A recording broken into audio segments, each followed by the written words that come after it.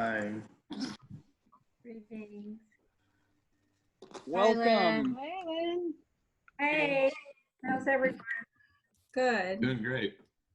Good. Well, welcome everyone.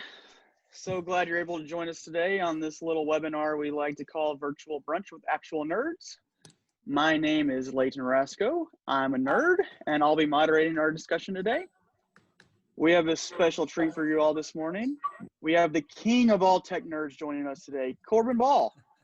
Hello, everyone. Hey, Corbin. He's got a lot of designations. Let me see if I can get these all right. CSP, CMP, DES, MS. Is that all of them, Corbin? That's all of them, Leighton. All right, thanks.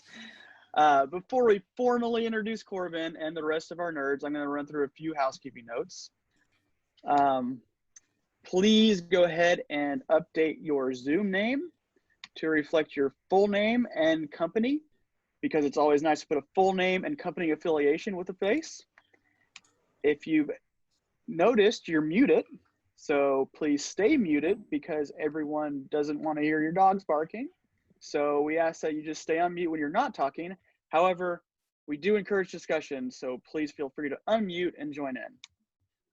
Along those lines, this is an Ask Corbin Anything style webinar, so questions and further discussion is encouraged. We will be monitoring the chat as well as looking for virtual and physical hand raises. To raise a virtual hand, look in the reactions tab at the bottom of your screen. And to just unmute yourself and speak up. Just don't be shy and do that.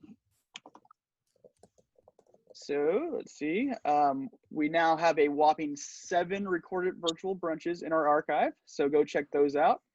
Soon to be 8, because we will have this one posted in a few days as well. That link is attendingnet.com/archive. So let's get on with the introductions. First of all, we have the people other than Corbin and myself that you'll probably hear speaking up a lot. We lovingly call them the usual nerds, but the truth is they are actually pretty unusual, but they are still nerds. We have Jeff Rasco. How you doing today, Jeff? Hi, everybody. I am doing very well, very relaxed. For an old man. We have Christina Rasco. Hi, all. Thanks for being here. We appreciate it and hope you get something out of it today. I'm sure you will. Corbin's amazing. We have Jill Rasco. Good morning, everybody. I'm here. Glad to be here. Sorry, and we have our virtual bouncer who will mute you if you don't stay on mute. Jennifer Rasco Smith. Hello, everybody. It's good to be here, and it's nice to see so many familiar faces. And our special guest, aside from being an internationally known speaker, consultant, and writer in the event technology genre for many years, he has also been a great friend and colleague to those of us at Attendee Management. We are so lucky to have him here today, Corbin Ball. Thanks. Hello, glad to be here. How are you today? I'm well, thanks, Leighton. The things are going fine. Great. Well, let's jump right into it. You have been on top, you have your thumb on the pulse of virtual meetings. Do you want to jump in and talk a little bit about what you've been seeing lately? Sure. It's been, and we're living in unprecedented times. I mean, this is unlike any time, as we all know. It's unlike anything we've seen. There's the Chinese character for crisis is actually 2 characters. It's one is danger and one is opportunity.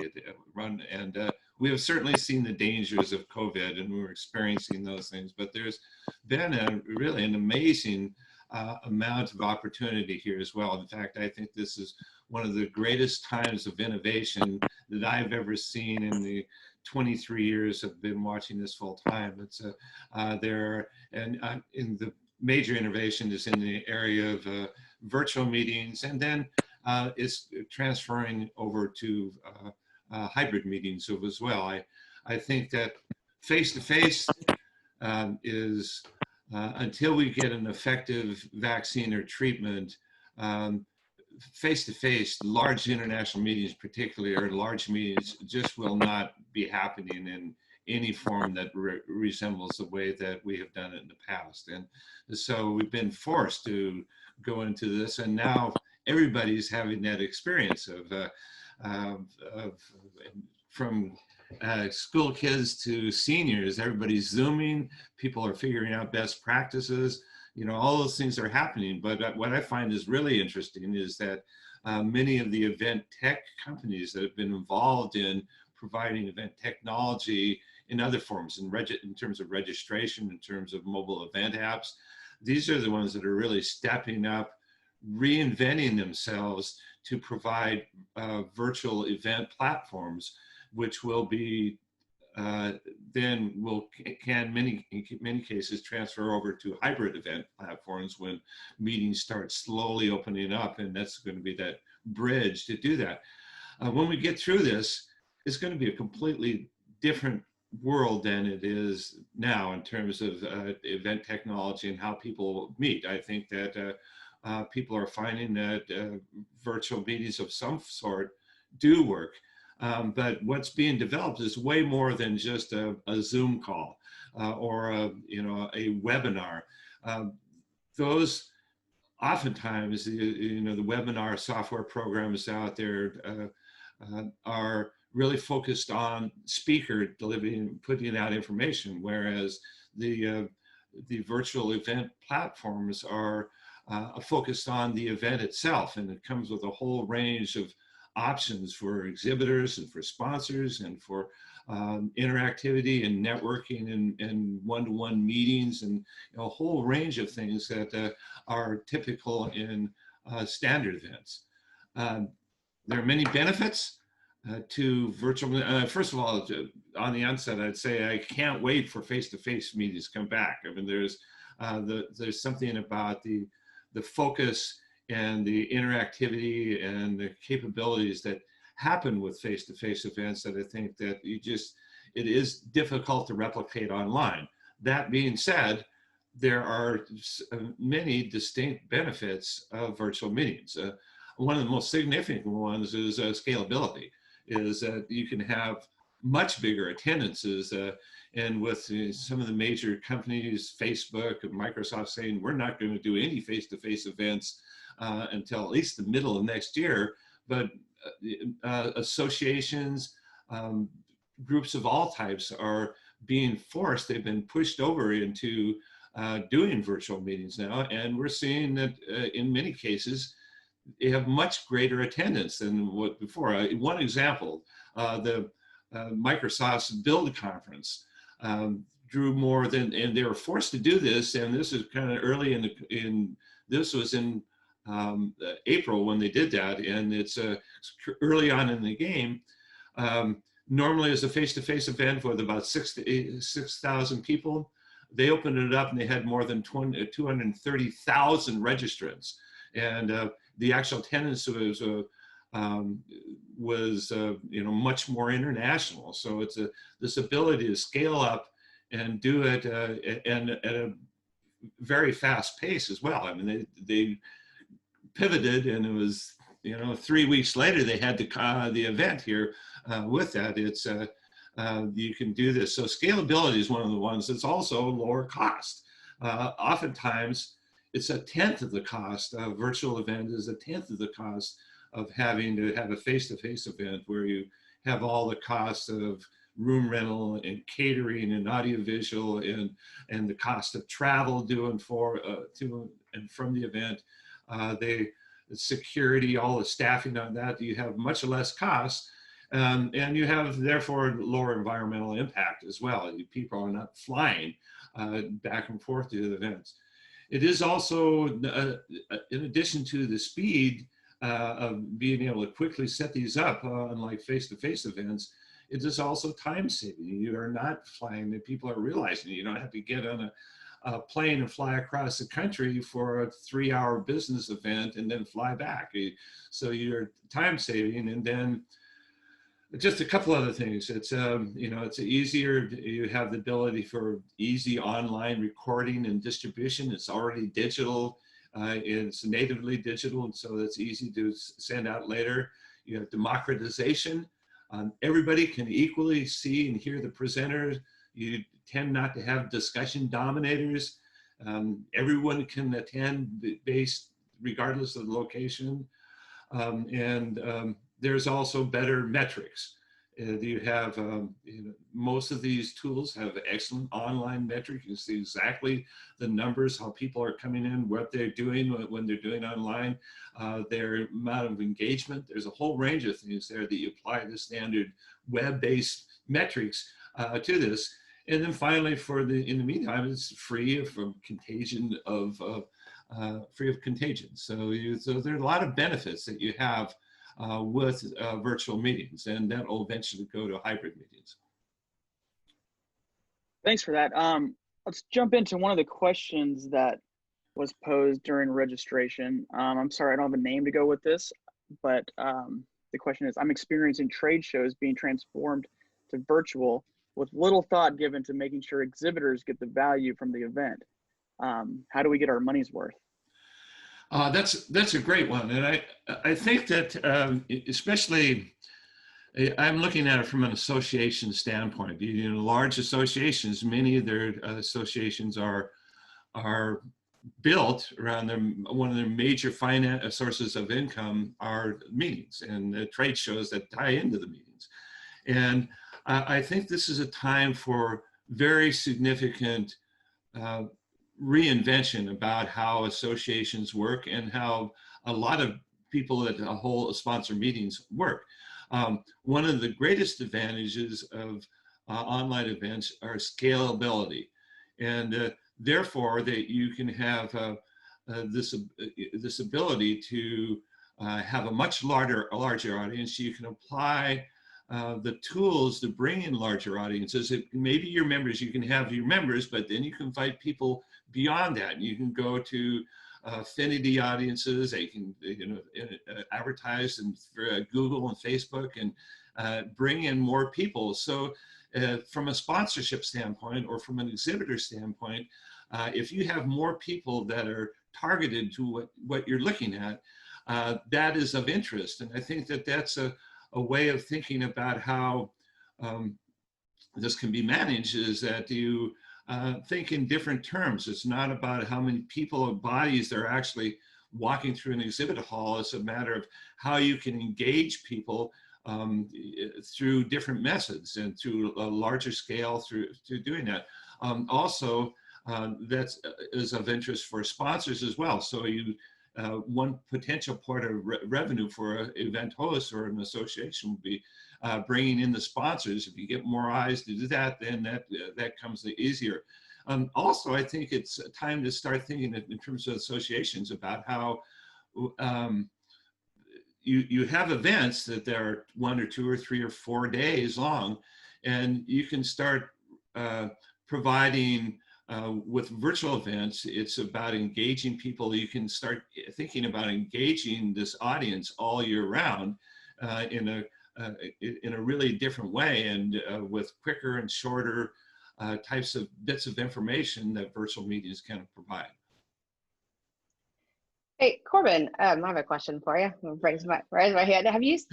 I recently went on a demo with with Braindate as the company, but it's like a networking tool. But in that same line, especially giving exhibitors and sponsors more FaceTime, Yeah. quote unquote. Have you seen any programs use like AI effectively, or like networking programs like Braindate effectively to connect attendees with the right sponsors and exhibitors?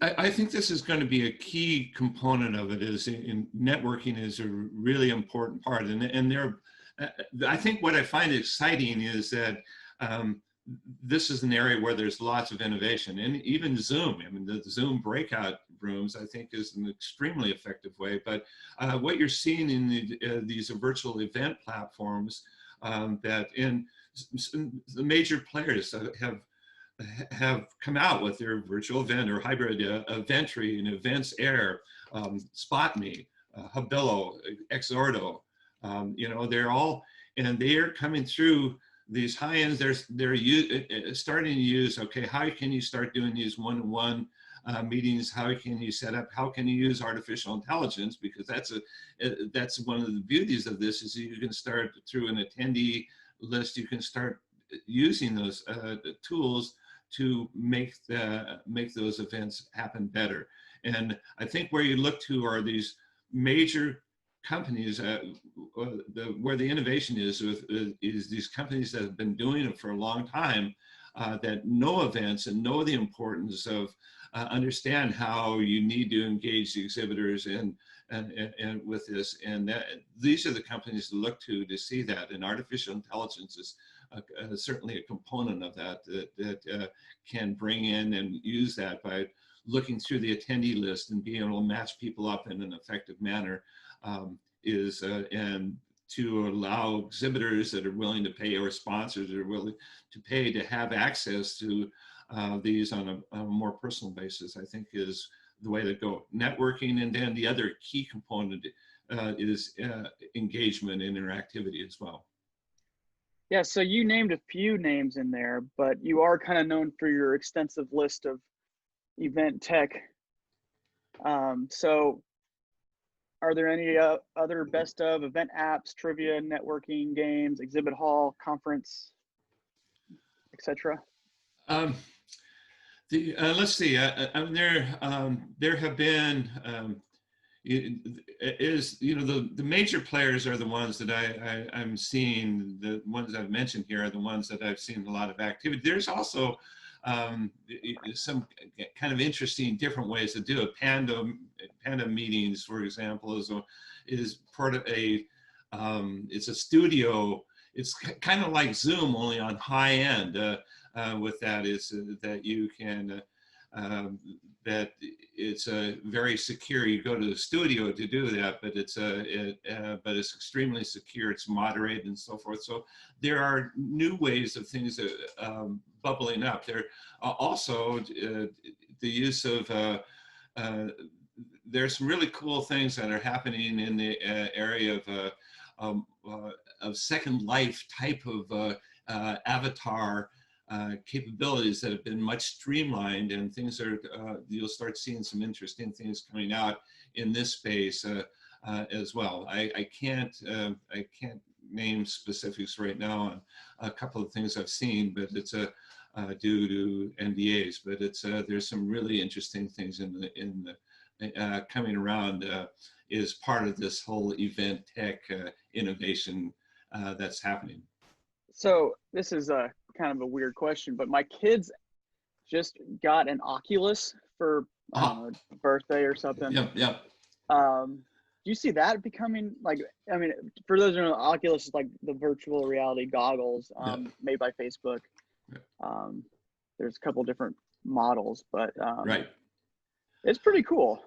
I think this has great potential, and I think that what's going to happen, and we're going to see a lot more development in this area in virtual and augmented reality. Apple has been rumored to be coming out with a very significant advancement within this this coming year with that. So I think that when you start talking about avatars, the way to go would be through virtual reality goggles, and that really adds to the realness of the situation. And yes, you will see this happening.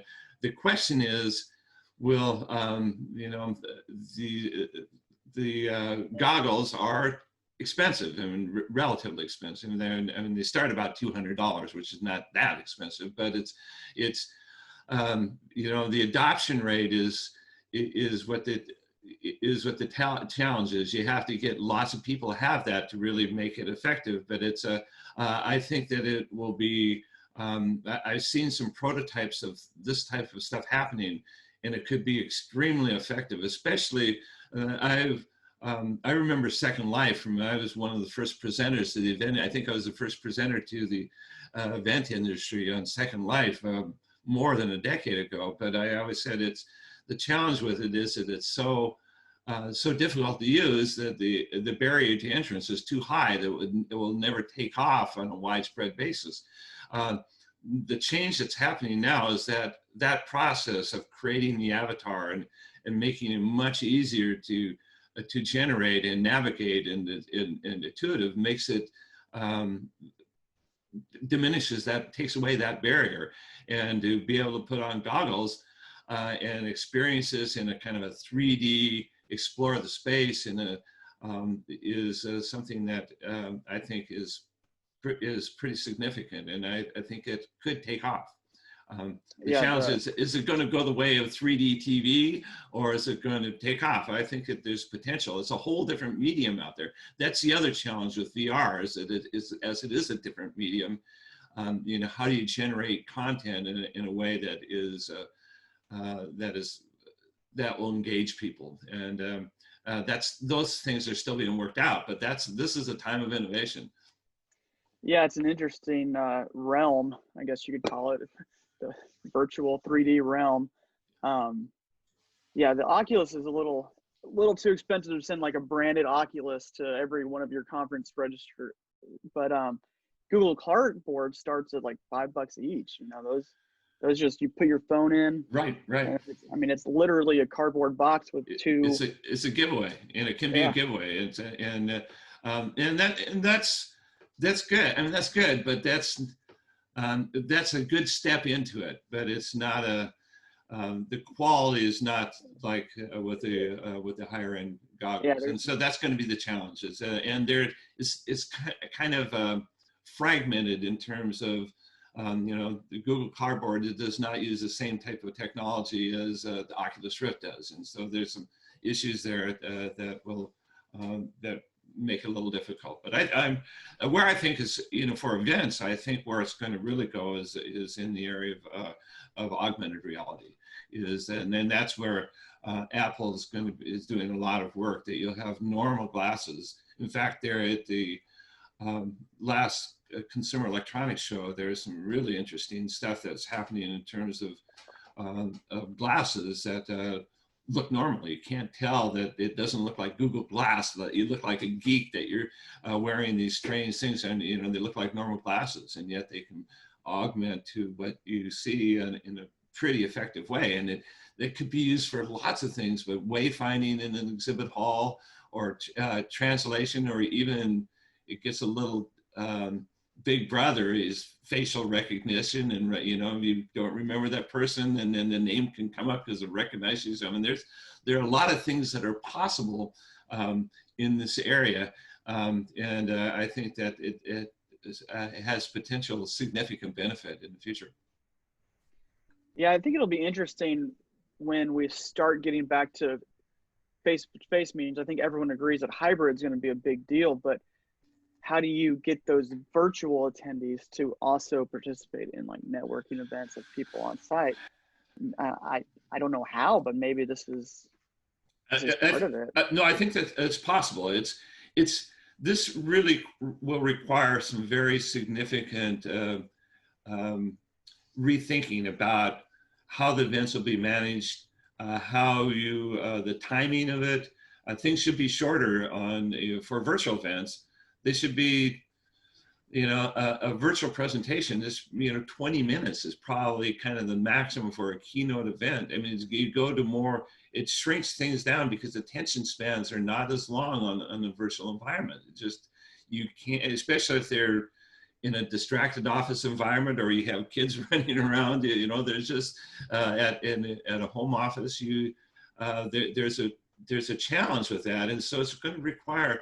And then how do you mesh those together? That's another significant issue, is that how you have a day-long event or multiple day-long event, how do you bring those people in and keep them engaged and introduce those to the people that are at the live event? I mean, there's issues that I think will require some significant rethinking about how events are managed. And that's what's exciting time right now, is that we're going through that. We're figuring out how you do this in a manner that is, and it's not just the web conference companies, it's all these event tech companies that are coming in and say, okay, we're going to apply these principles and we're going to work out best practices, and many of those are happening.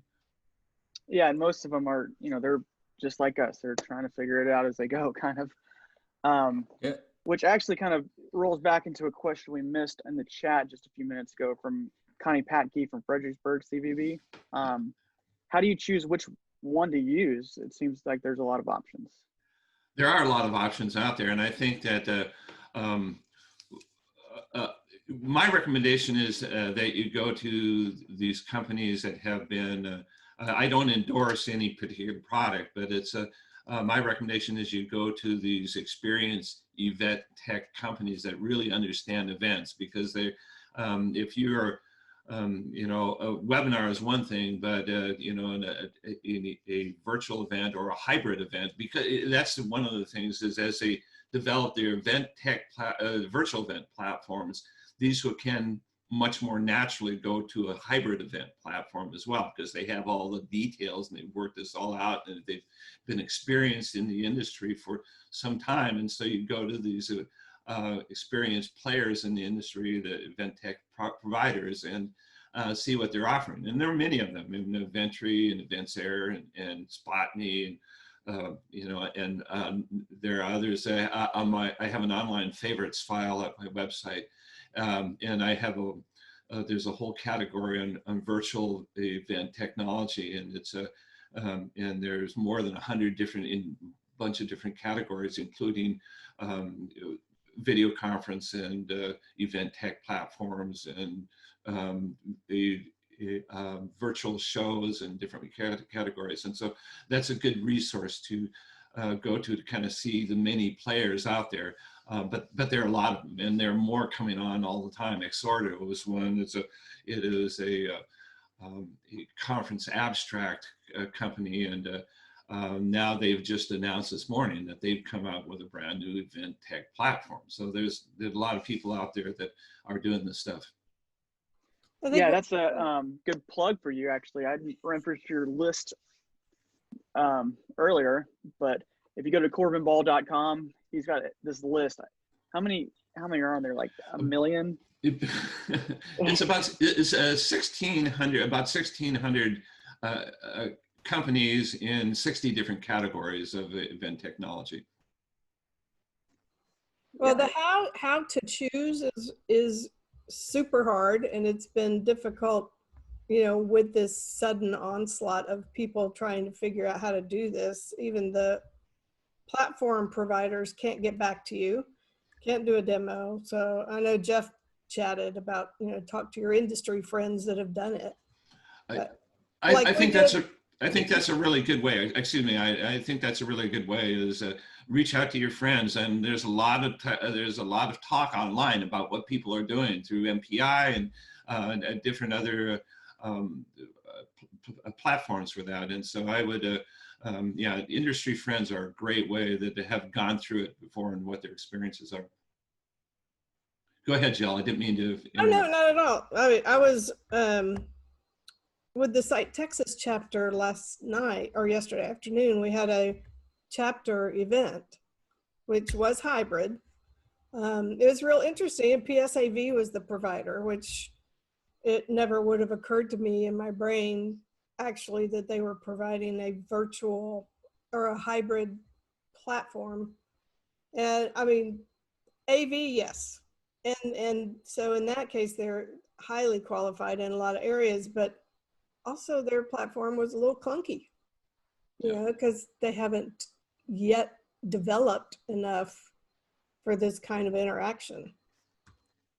I think that you're going to have to get, I think audiovisual providers are going to be one of the key components as you go into that. But I think that you need to have somebody on site that is, you know, recording and being able to broadcast these different, you know, hybrid events. And so the audiovisual suppliers are going to be a key component to that.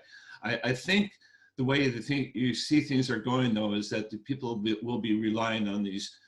That's going to be the distribution part of that. And if they're smart, you know, they would want to, really build up that component, because they're going to be needed in doing this. But it's I think that you're going to see these event tech platforms, virtual event platforms, are the ones that are going to be used most widely, because they have all the bells and whistles of, they've at least put some thought into how do you how do you do the metrics? How do you engage the exhibitors? How do you meet people up, connect people on site? How do you provide the engagement technology? And so I think that those companies will have more experience, and that's where you're going to see the development happening.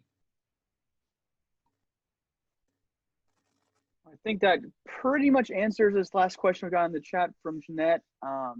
She says, how important is it to have a good AV partner who can understand the technical side of live video production, can run a show, tech issues, etc.? But is there anything else you'd want to just directly address that question? Yeah, I mean, I think that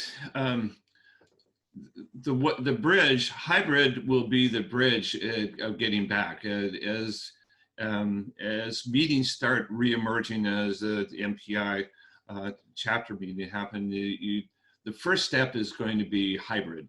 And it's going to start out with small local or regional meetings, and then it's going to gradually go. This will pass. The pandemic will pass, and then it'll go to larger and larger meetings. But there's going to, until we get a significant vaccine or treatment for this, there's going to be a significant percent of people that are going to be unwilling to go to face-to-face events. And so hybrid is going to be that bridge to do that. So you're going to need, that's going to be a requirement, and that's been not a requirement for many events in the past. And so the audiovisual suppliers are going to be the ones that are that you're going to turn to for that. Most event planners don't have that specific set of experience, and so they're going to see a lot of growth in that area. And it's like you always talked about the Swiss Army knives of software, it's like software that does everything.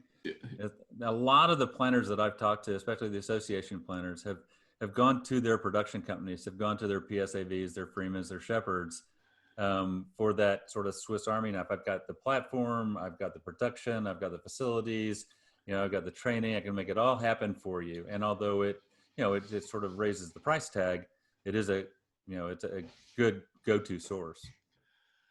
Yeah, and I think that in terms of, I would look to the audiovisual companies for a lot of different, and just a lot of on-site technology in general, and be able to work with beacon technology and work with different types of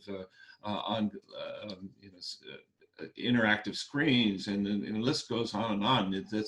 It's audiovisual equipment that's going to be bringing that in. So that's, I think it's going to be a key component of this as we go through. That being said about hybrid events, it's I think that when this gets all through, that people recognize that hybrid events really are a way to greatly expand the audience if they wish to. And I think that that's when we start seeing, the challenges we have is not only just the pandemic, but it's going to be the economic impact as well, that people, the first thing that gets cut in terms of corporations are the travel budgets oftentimes if they're in an economic downturn. So there are going to be people that just won't be able financially to do this, not to mention perhaps higher flight costs and greater concern about environmental impact. And so as those things happen, hybrid events are real natural, and I think that's going to become a regular component of many type of events, many more than now, and also that virtual meetings will remain recognized, that there are a lot of events you don't have to have a face-to-face event for many events, and so you're going to have a greater component. It's another tool in the event planner's toolbox to bring out, and so you're going to see much more activity when we get all through this in both of those areas. Thanks. John had a question. Yeah, John. Jill, if you can correct me, that's fine. Yesterday we were watching the site program, and one of the things, and I mean, I'm not disputing Corbin's price cost, but they were kind of like adamant that you're not going to save as much money as you think going virtual. They were like, you're going to want to go out and, the platforms, like, well, the guys that were there, obviously they're promoting their products. Well, oh, don't use Zoom, don't use this, don't use, they were like, there's going to be some savings, but even like staffing and all that, there's going to be so much more on the back end now instead of the front end. Like I said, that there might be like 5 to 10%, but I don't know if it'll be. I'm not arguing with you, but I'm just, it doesn't seem like it's going to be like a 90% cost savings, and they were kind of like really pushing that narrative. I don't know, Jill, you were there or physically there, I think, weren't you? Oh, okay, I thought you were. No, I'm a chicken. But you did watch it though. I mean, like I said, the general, they were kind of like, hey, well, all right, we think we're going to all save money here. We're all going to do that. And it's like, no, you're not. So I will say there, if we had done that as a live event, we would definitely have saved money. We had typically in a chapter event, we'll have 60, 70, 80 people. Yeah. This one, we had 33 people on site. So we only fed 30 people, but we had 600 people dial in. That's the issue with it. I think that we need to start thinking about that scalability and the larger audience, and how do you bring in that larger audience, and it could be substantially larger. And so when you compare virtual events to live face-to-face events, there's no question the cost is just a fraction of almost always, even using these virtual event tech platforms. It's just the mechanics. You're not flying people, you're not paying for room rental, you're not paying for audiovisual, catering, all that. It's in about any way you work it, it's going to be substantially less. It's oftentimes by a factor, 10 times less expensive. Virtual hybrid events are different because especially even the small events, you aren't normally bringing in a television crew, recording crew to do that, and that whole additional expense for audiovisual is going to be, especially for smaller events, more expensive. For larger events, oftentimes the keynote is, you already have a television crew, a video crew on site, and so it's not that much more expensive to do that. But if for smaller events doing a hybrid meeting, certainly that's a significant additional cost. But you think about the larger potential audience there, and that's where you start. That's where it starts making sense for that to happen. The scalability and the ability to bring in people from any place, and that they don't have to take time to go and to get to that event, I think is an area where the numbers start making sense.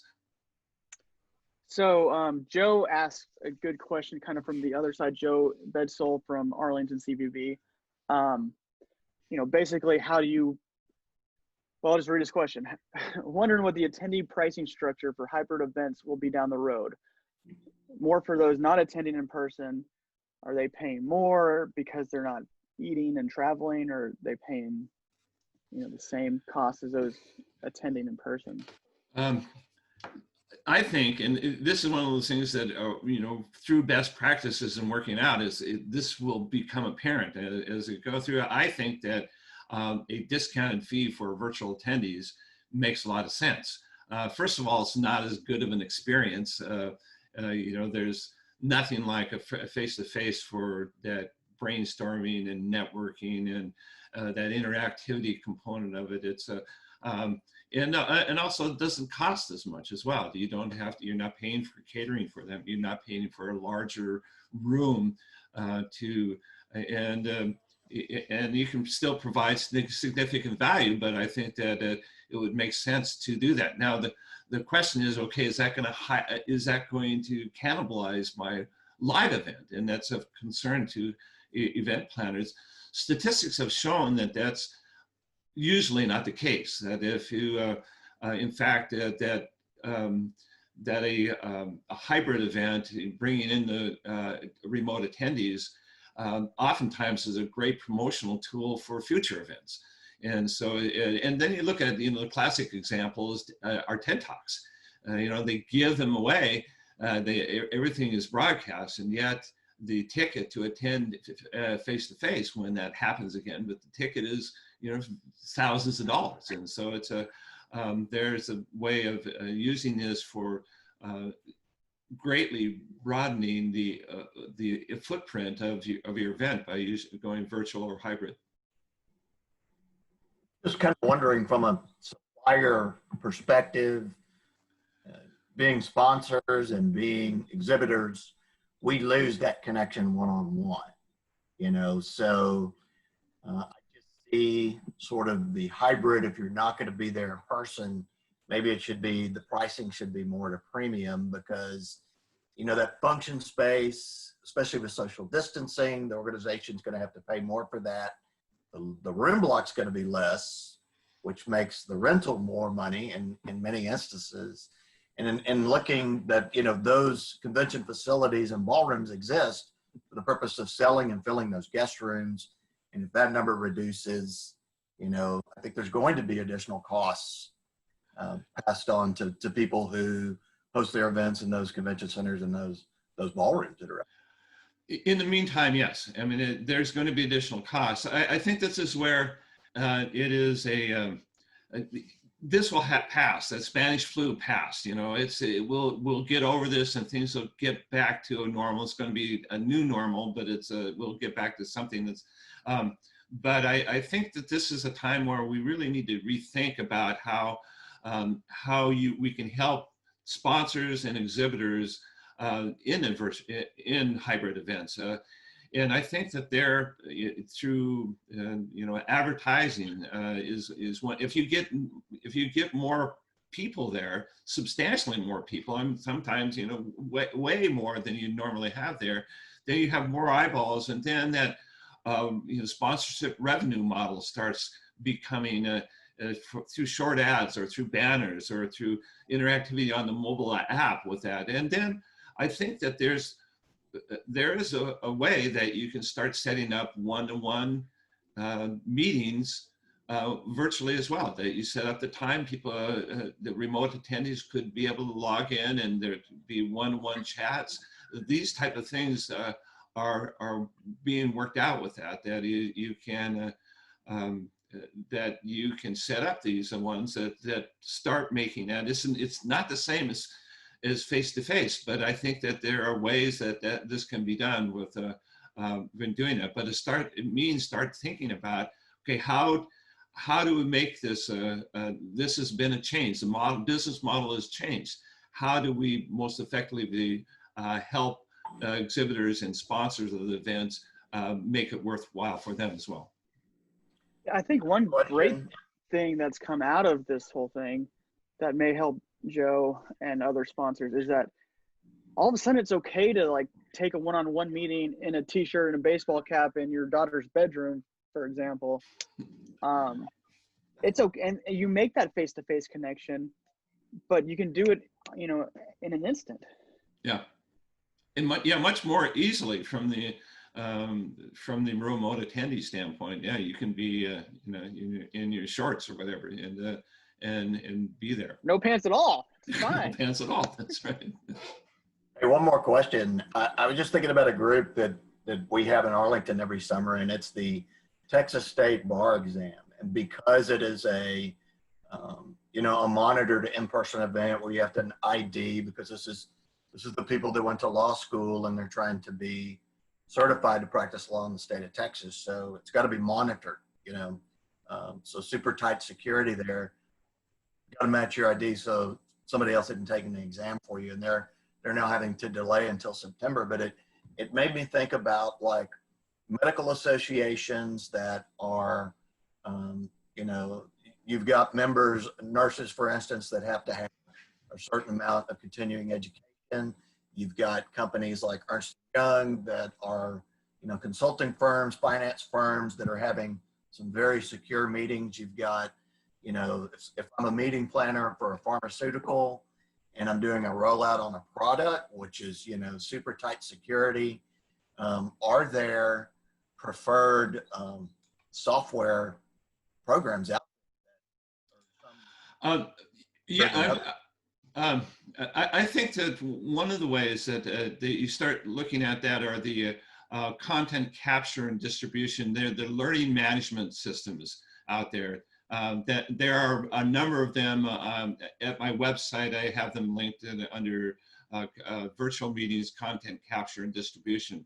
And these LMSs are built to do testing, to do certification, those type of areas as well. So it's it certainly can be done. My wife is a nurse, and so she constantly has to do continuing education to keep her license. And it's going to need, there's going to require some rethinking, because they are so used to, especially for these very secure tests, to have them face to face, where there's, you know, that you they're not looking at other resources and so forth to do that. It's going to be, you know, you'll have to figure out how this can work in an effective way. But I think that people have gone a long way. There are companies that have gone a long way in terms of distributing information, testing on that information that's been learned, and verifying that the individuals are who they are. So I think that the potential is significant for that. And a lot of the roads have already been built to do that. You know, I was talking to one of my other best friends, and he's one of your other 50,000 other best friends. Right. He's a professor, and of course they're doing everything virtually. And I'd never heard about this before, but he says that there are testing programs through learning management systems that have built-in electronic proctoring. So there's an algorithm that watches the video. You've got to be on video when you're taking the test, and it watches the video, and it ranks you for cheating. Like if you you know, sort of look away too often, or so it analyzes the video. Slaps you on the wrist with a ruler. Yeah. I just never heard of that. I thought that was really cool. Well, it's interesting. In some of those, you can start using branching analytics as well. That if you're doing testing, that if you miss questions, it'll start asking you more questions in that area to really thoroughly recognize, you know, to see if you understand or not, or to teach you, you know, where you're missing it. So there's a lot of capabilities about online learning that is that have significant potential. Well, we are running up on the time limit we have today, but I wanted to get to Jeanette's other question, the second question of the day. So thank you very much, Jeanette. Do you think on-site meetings will become more space intensive as they return over the next year? And how should event planners deal with the added cost in needing more space to accommodate for social distancing? Will the practice of discounting or waiving room rentals become less prevalent so venues can recoup costs? One thing I will say is that the hotels have really stepped up. Most all the in terms of being COVID cautious and all those things, and cleaning and social distancing. On the good news is that there are fewer people, so you have more space. And so normally, you know, a ballroom of 500 people, you can easily set, you know, 60 or 70 people in there in a socially distanced manner. The bad news for that is that you don't have as many people that are doing it. And so the room rentals, in the short term, they're just happy to get anybody's in there, but in the economies don't add up. The same with the airlines as well. The economies do not add up to have every middle seat not used, and they're going to have to, either they are going to raise the price, or they're going to, you know, they're going to drop out of business. And I think we're going to see significant airlines go bankrupt during this time. So this is not an easy question. I think that the hotels really desperately want people back. And in fact, I've had the opportunity to stay at a couple of hotels on a COVID cautious road trip. And I very carefully vetted the hotels before we went there and sanitized everything when we went in. But, they've got this down. People are wearing masks, they're socially distancing, they're sanitizing, they're doing all that stuff. They want people back. It's just the problem is it's going to be, I think the RevPAR and the occupancies are just, a quarter of what they had before COVID. And so it's how this works out. Hopefully we'll get a vaccine, that will be workable and we'll get back to normal. But until then, we're just going to have to get through this because it's will be financially difficult times until we get an effective treatment.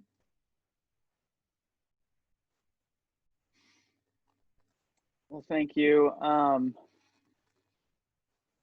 Man, I wish we could end on a more positive note. Good news is that we've got 3 more webinars lined up already for you guys. Next, in 2 weeks, we're having attorney Jonathan Howe. I saw him on earlier. I don't know if I saw John on earlier too. Yeah. He told me he had to log off early. Okay.